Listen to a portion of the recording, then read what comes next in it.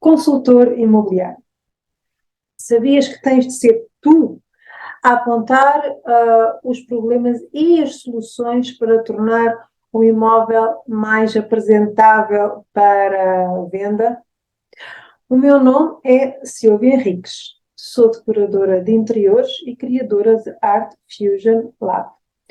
Esta é uma série, Home Staging para que te quero, dedicada a ti, consultor imobiliário, para teres mais e melhores vendas utilizando o home staging, como tornando o home staging parte integrante dos teus serviços, não só para valorizar os imóveis, como também os teus próprios serviços. Portanto, e hoje, neste episódio 20,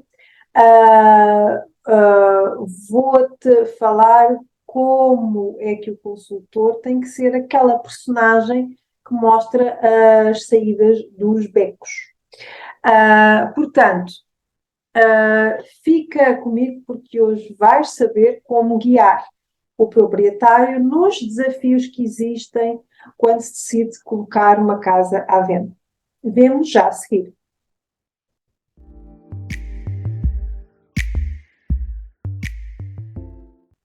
Consultor. Temos estado aqui a falar numa série de conversas necessárias, não é? Que tu tens que ter com o proprietário, e faz-me lembrar um bocadinho aquela personagem, ou aquele estereótipo, não é? Do amigo que nos diz que temos comida entre os dentes. Que nos aponta, olha, atenção,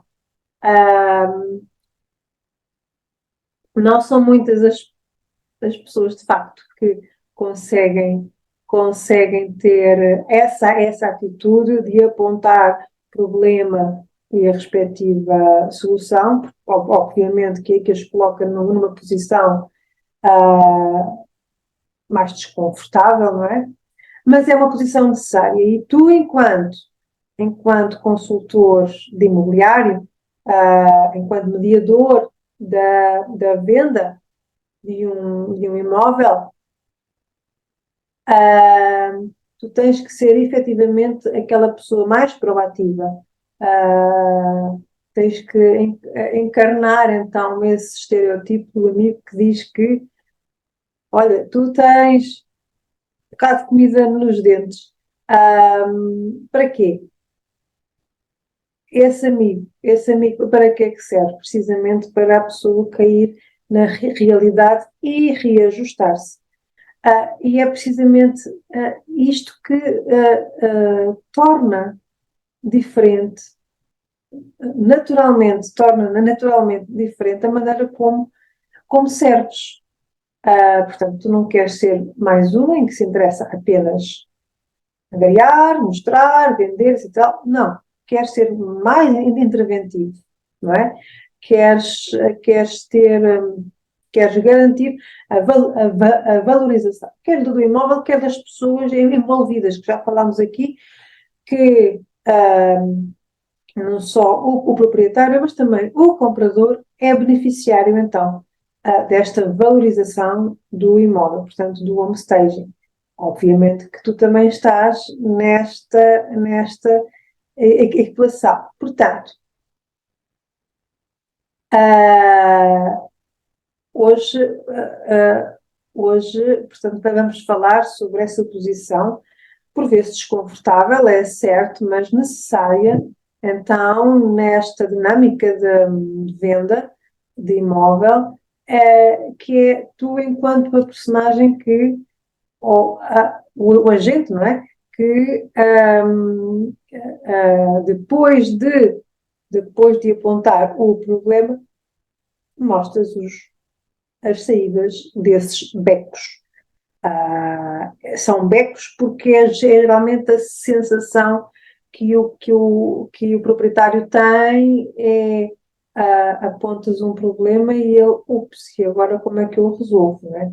Portanto, e tu tens que ser aquela pessoa que ajuda a sair, então, desse tal beco. Portanto, nos vídeos anteriores, tu efetivamente tu foste aquela personagem, aquela pessoa que tornou a vida do proprietário muito mais desafiante. Ah, e isto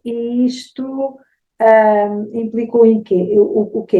Implicou grandes mudanças de mentalidade, grandes mudanças de rotina e grandes mudanças de expectativas. Portanto,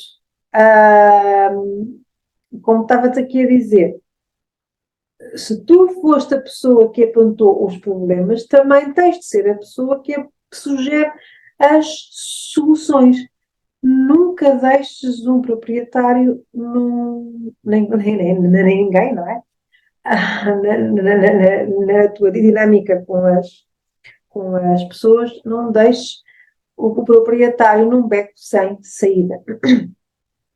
Ajuda-o a sair de lá, com soluções, não é?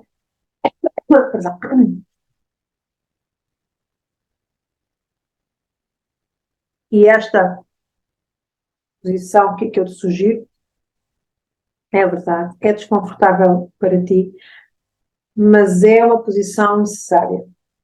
E é um posicionamento necessário, e é um posicionamento que o proprietário vai agradecer por seres tão interventivo a tratar do negócio da sua casa. E já agora, isto vai contribuir para a solidez da relação que tens com o proprietário, e isso é investimento a longo prazo, porque este proprietário, mais tarde ou mais cedo, não é? Segundo as estatísticas, irá se tornar novamente cliente. Em vez de ser cliente de outros, se tu prestares um serviço diferenciado, haverá de ser teu cliente. Portanto,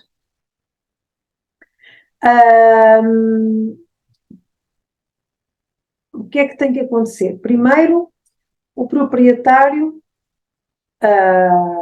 tem de estar ciente de que o modo como ele e a sua família vivem a casa não é de maneira nenhuma a forma mais assertiva de comunicar a potencialidade da casa. Que é o mesmo que dizer que não é dessa maneira que se atrai compradores que reconheçam o valor da casa. E tu és a pessoa responsável por esta consciencialização. E isto é muito forte. Esta mudança de mentalidade, isto é muito forte. Isto leva-nos para o ponto seguinte, que é quando o proprietário entende, portanto, isto ele passa da consciencialização e começa a entrar na fase do empoderamento, não é? Portanto, de começar a entrar em ação para mudar, para melhorar.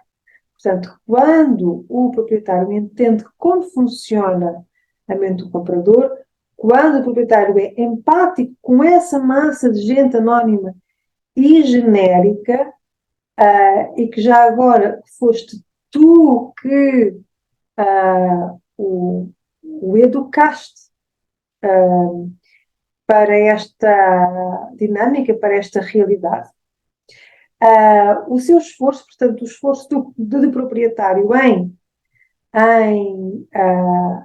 pôr as mãos na massa, em tornar a casa mais atrativa, que mais não seja até ao fecho da venda, ganha um propósito. Existe ali uma, uma recompensa no final da jornada. Portanto, as coisas não deixam de se funcionar apenas no abstrato, não é? Existe uma pessoa, está bem que é genérica, não é? Que é o cooperador, e é nessa pessoa genérica e anónima que, para a qual se está a trabalhar, para a qual se está a comunicar. E por isso, quando há este entendimento, é muito mais fácil por parte do proprietário manter a consistência do seu esforço. Eu reforço aqui que home staging exige alguma mudança de mentalidade, exige esforço, exige manutenção. E esse esforço é necessário para valorizar a casa. Agora, isto é como aquele ditado: quem corre por gosto não cansa, é tal e qual. Quando a pessoa entende que existe um fim, que existe um propósito para esse esforço, as coisas começam a surgir naturalmente, não é? Que mais não seja porque é uma mudança de estado, uma mudança de rotina, que tem que existir durante um curto período de tempo, que é o tempo da venda do imóvel, que, fazendo as coisas bem feitas, será de curta duração. Portanto, cabe a ti, o consultor, ajudar o proprietário a navegar nestas águas desconhecidas, porque efetivamente às vezes nem é tanto por saber que tem que limpar, arrumar, despersonalizar, tratar da pintura da casa, etc. Não é tanto por aí a relutância ou a objeção do proprietário, é mais a não saber o que tem de fazer. E tu tens que ser esta personagem que indica o caminho das pedras. Portanto, por exemplo, quando tu sugeres ao proprietário para diminuir os seus pertences, como roupa, calçado, mobiliário, louça, quadros, tapetes, almofadas mesmo até, ou só substituí-las, ou seja o que for,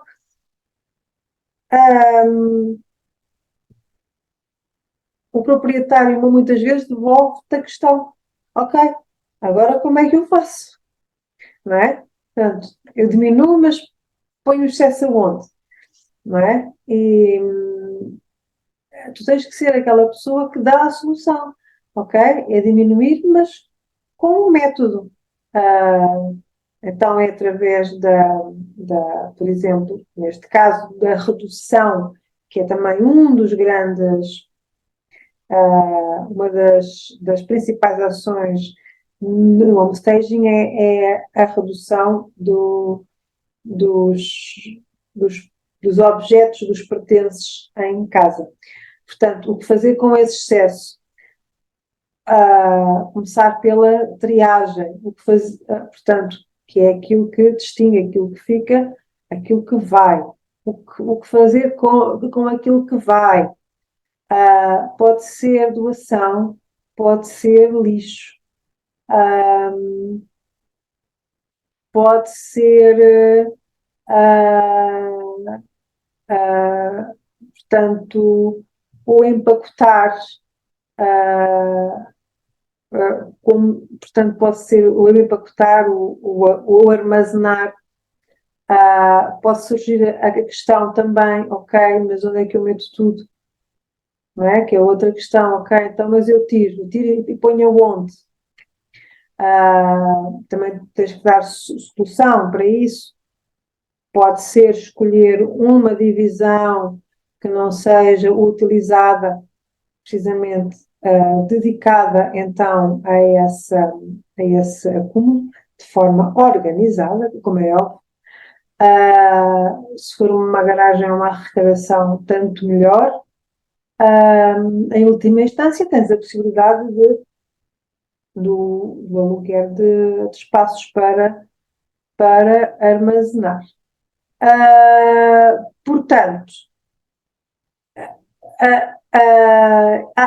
e ficar com o quê? É aquela história que eu já te contei, que é ficar com o essencial como se a pessoa fosse para férias.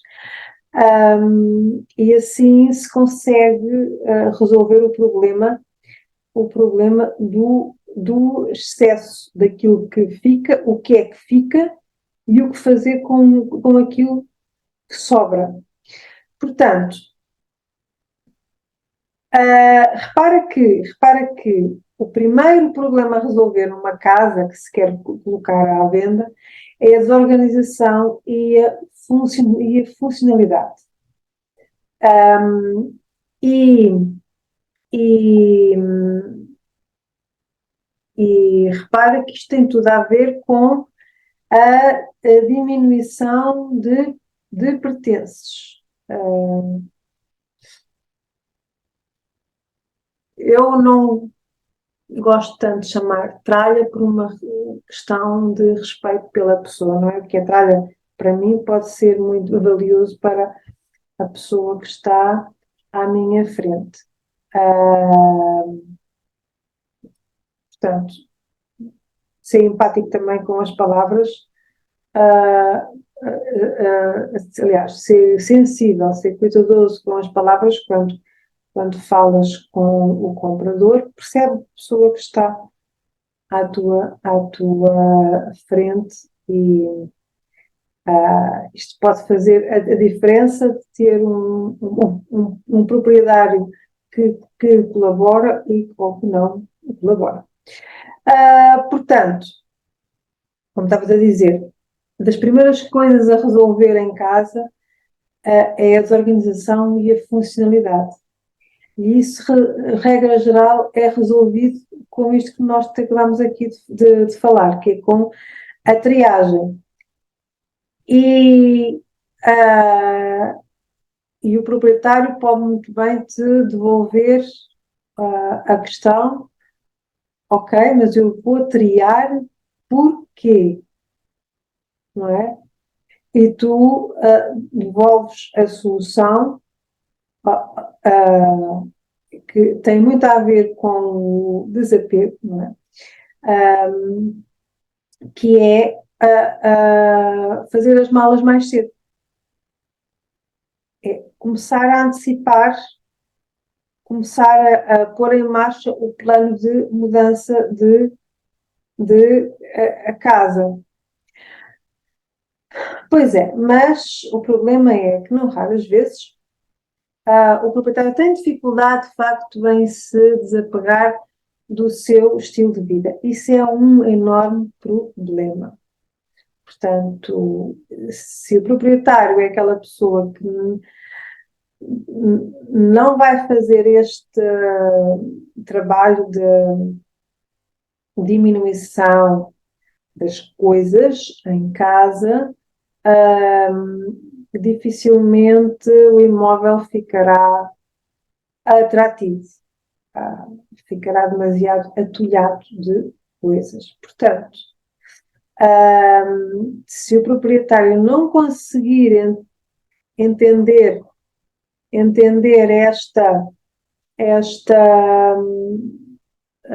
portanto, esta necessidade, esta solução de fazer as malas mais cedo, então está na altura de chamar o proprietário à realidade e perceber a real motivação da venda da casa.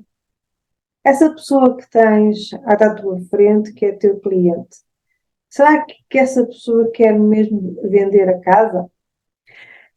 Será que essa pessoa acredita no negócio sequer?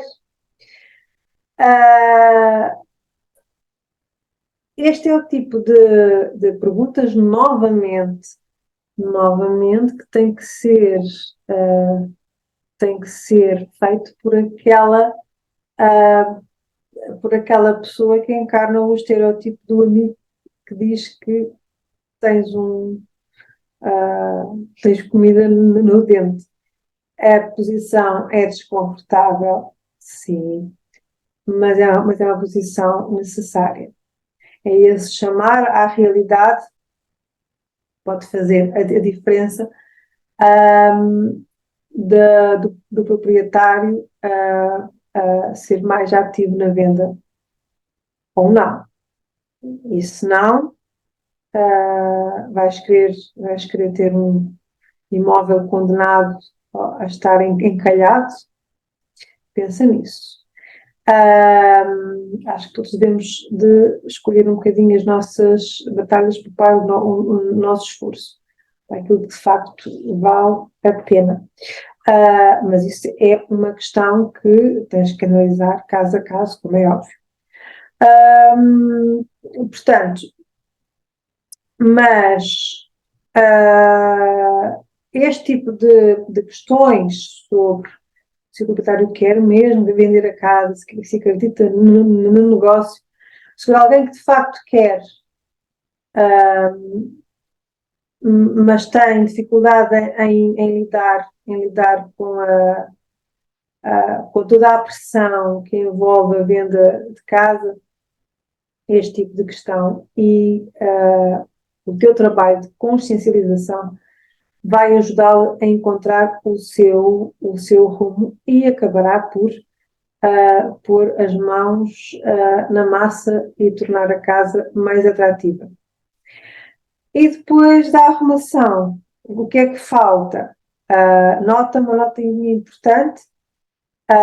Eu falo em arrumação e em funcionalidade, não é que está relacionada com a arrumação, mas a limpeza está implícita, não é? Não pode ser descurada de maneira nenhuma. E aqui também a despersonalização também está implícita, porque ao fazermos triagem, estamos a ser intencionais naquilo que fica, naquilo que vai, e, portanto, estamos a deixar apenas aquilo que é neutro, não é? Que é para, novamente, aqui reforçar esta ideia, para transformar a casa num imóvel, e no imóvel num lar. Portanto, o proprietário muda a sua perspectiva e dá espaço para que o comprador se projete naquele espaço. Portanto, então o que é que tem que ser feito a seguir à arrumação, à limpeza, à despersonalização, não é? Depois essa como agora começamos a entrar na parte mais criativa do homestaging, aquela que por vezes é confundida com, com decoração. Portanto, e é nesta parte, não é? Depois, porque somente depois disto que eu chamo de serviços mínimos, é que tudo o resto que vem a seguir faz sentido, ou seja, tudo o resto é a parte criativa, é a parte que se relaciona mais com a decoração propriamente dita. Portanto, até que o proprietário entenda a necessidade desta mudança de perspectiva, a necessidade de desapegar, a necessidade de pôr as mãos na massa,